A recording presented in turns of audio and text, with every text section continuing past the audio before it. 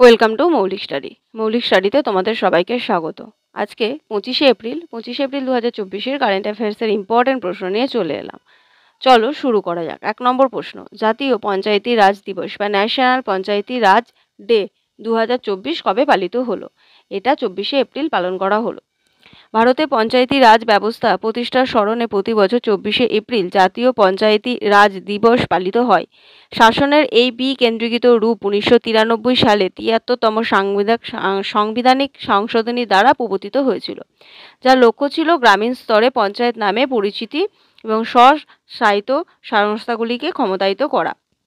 পরের প্রশ্ন হচ্ছে, international day of multilateralism and diplomacy for peace 2024 কবে পালিত হলো? এটাও 24শে এপ্রিল পালন করা হলো। প্রতি বছর 24শে এপ্রিল বিশ্ব শান্তির জন্য বহুপাক্ষিকতা ও কূটনীতিক আন্তর্জাতিক দিবস এটা পালন করা হয়। মানে এইটার বাংলাটা, এই তাৎপর্যপূর্ণ উপলক্ষটি জাতিসংঘের সনদে অন্তর্ভুক্ত নীতিগুলিকে পুনর্নিশ্চিত করতে চায়, বিশেষ করে শান্তিপূর্ণ উপায়ে দেশগুলির মধ্যে বিরোধ নিষ্পত্তির প্রতিশ্রুতি। পরের প্রশ্ন 3 নম্বর, ন্যাশনাল স্কিপিং ডে 2024 কবে পালিত হলো? এটাও 24শে এপ্রিলই পালন করা হলো। স্কিপিং অর্থাৎ ব্যায়ামের একটি সহজতর কিন্তু কার্যকর রূপ 24শে এপ্রিল পালন করা হয়েছে, স্কিপিং দিবস। এই দিনটি স্কিপিংয়ের স্বাস্থ্য উপকারিতা সম্পর্কে সচেতনতা বৃদ্ধি করার জন্য এই দিবসটা পালন করা হয়ে আসছে।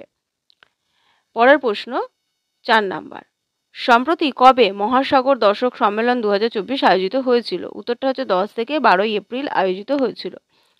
ভারত আর্থ সায়েন্সেস সেক্রেটারি এম রবিচন্দ্রনের নেতৃত্বে স্পেনের বার্সেলোনায় অনুষ্ঠিত 2024 সালের মহাসাগর দর্শক সম্মেলনের একটি অঞ্চল নির্দিষ্ট মহাসাগর পর্যবেক্ষণ কেন্দ্র স্থাপনের কথা বলেছে।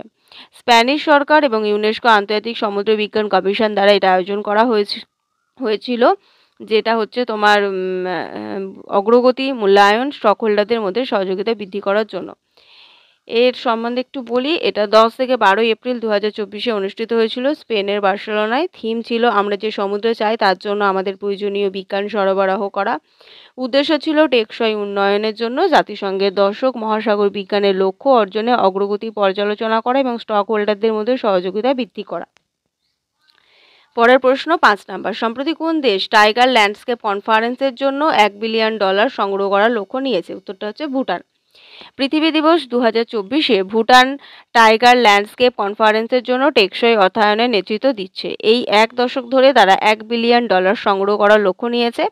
সম্মেলনের লক্ষ্য জীববৈচিত্র্যের জন্য গুরুত্বপূর্ণ বাঘের আবাসস্থল সংরক্ষণ করা এবং লক্ষ লক্ষ মানুষকে সচেতনতা করা।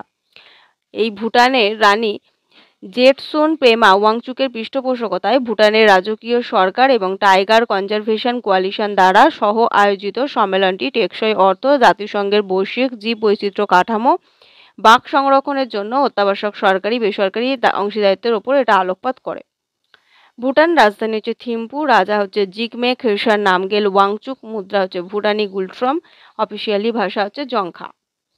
পরের প্রশ্ন 6 নম্বর, সম্প্রতি কোন সংস্থা পৃথিবী দিবস উদযাপনের জন্য ভারতের বৃহত্তম জলবায়ু ঘড়ি উন্মোচন করেছে? এটা হচ্ছে CSIR অর্থাৎ বৈজ্ঞানিক এবং শিল্প গবেষণা পরিষদ। পৃথিবী দিবস উদযাপন বৈজ্ঞানিক শিল্প ও গবেষণা পরিষদ সম্প্রতি নয়াদিল্লিতে তার সদর দপ্তরে ভারতের বৃহত্তম জলবায়ু ঘড়ি উন্মোচন করেছে। এই উদ্যোগটি জলবায়ু পরিবর্তনের প্রতিকূল প্রভাব সম্পর্কে সচেতনতা বৃদ্ধিতে CSIR এর প্রতিশ্রুতির উপর জোর দেয়। আন্তর্জাতিক সহযোগিতায় সক্রিয়ভাবে জড়িত CSIR এর বিজ্ঞানীরা বৈজ্ঞানিক গবেষণা উদ্ভাবনকে এগিয়ে নিয়ে যেতে বিশ্বব্যাপী দক্ষতা, সম্পদ এবং প্রযুক্তির ব্যবহার করে, যা বিশ্ব বৈজ্ঞানিক সম্প্রদায়কে অবদান রাখে। এটা CSIR হলো একটি পরিষদ, ভারতের একটি গবেষণা ও উন্নয়ন সংস্থা যা বৈজ্ঞানিক শিল্প অর্থনৈতিক প্রবৃদ্ধির জন্য দায়ী। এর হচ্ছে হেডকোয়ার্টার নিউ দিল্লি, প্রতিষ্ঠা হয়েছিল 1942।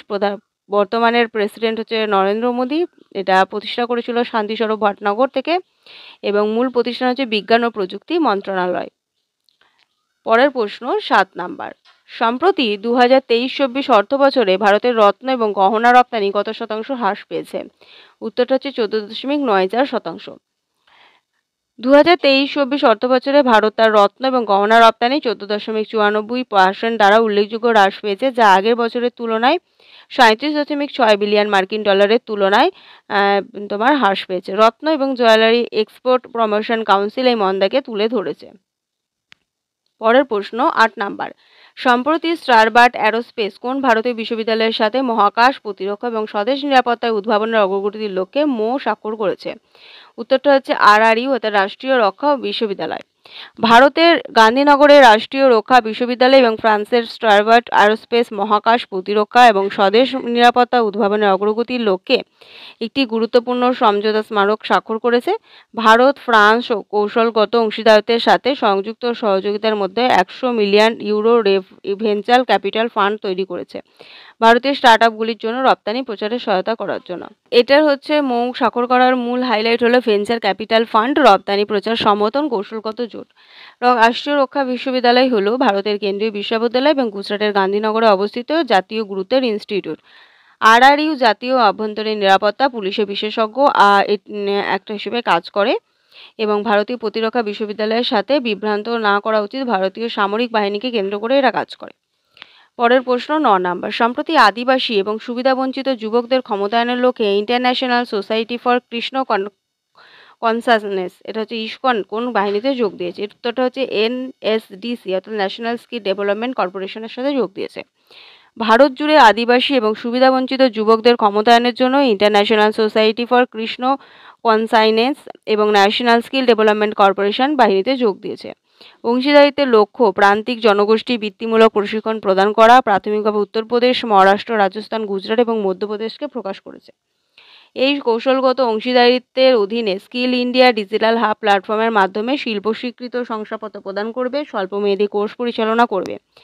ইসকনের উদ্যোগের মধ্যে রয়েছে একটি রন্ধন সম্পর্কীয় স্কুল প্রতিষ্ঠার লক্ষ্য, বিশেষভাবে মহারাষ্ট্রের পালঘর এবং গদচিরোলির মতো অঞ্চলের পাশাপাশি প্রতিবেশী রাজ্যগুলিকে উপজাতীয় যুবকদের ক্ষমতায়ন করা। ইসকন গৌড়ীয় বৈষ্ণব হিন্দু ধর্মীয় সংগঠন 13 জুলাই 1966 নিউ ইয়র্ক সিটিতে ভক্তিবেদান্ত স্বামী প্রভুপাদ দ্বারা প্রতিষ্ঠা হয়েছিল। সদর দপ্তর মায়াপুর, পশ্চিমবঙ্গ। এবং এটার হচ্ছে তোমার প্রতিষ্ঠা হয়েছিল বললামই তো মার্কিন যুক্তরাষ্ট্রে। পরের প্রশ্ন এবং লাস্ট প্রশ্ন 10 নাম্বার। সম্প্রতি কোন ভারতীয় স্কোয়াশ খেলোয়াড় পেশাদার স্কোয়াশকে বিদায় জানিয়েছেন? এখানে কোনটা হবে? উত্তরটা হচ্ছে সৌরভ ঘোষাল। ভারতীয় স্কোয়াশ খেলোয়াড় দেশের প্রধান খেলোয়াড় সৌরভ ঘোষাল পেশাদার স্কোয়াশ থেকে অবসর নিয়েছেন। 37 বছর বয়সী তিনি সিদ্ধান্ত নিয়েছেন যে তার বর্ণাঢ্য কর্মজীবন সমাপ্ত করবেন এবং তিনি অনেক মাইল ফলক অর্জন করেছেন এবং দেশের জন্য গৌরব এনেছেন। তিনি কমনওয়েলথ গেমস এবং এশিয়ান গেমসে 12টি পেশাদার স্কোয়াশ অ্যাসোসিয়েশন শিরোনাম এবং একাধিক পদক জিতেছেন। তিনি বিশ্ব র্যাঙ্কিংয়ে 10 নম্বরে প্রবেশ করা একমাত্র ভারতীয় ব্যক্তি ছিলেন এবং 19 এপ্রিল 2019 সালে তিনি এটা অর্জন করেছিলেন এবং 6 মাস পর্যন্ত এই খেতাবটি জিতেছিলেন। এই ছিল আজকের সমস্ত ডিটেলস। ভিডিওটা ভালো লাগলে লাইক করো, বন্ধুদের সাথে শেয়ার করো এবং চ্যানেলে নতুন হলে অবশ্যই চ্যানেলটি সাবস্ক্রাইব করো। আজকে এতটুকুই।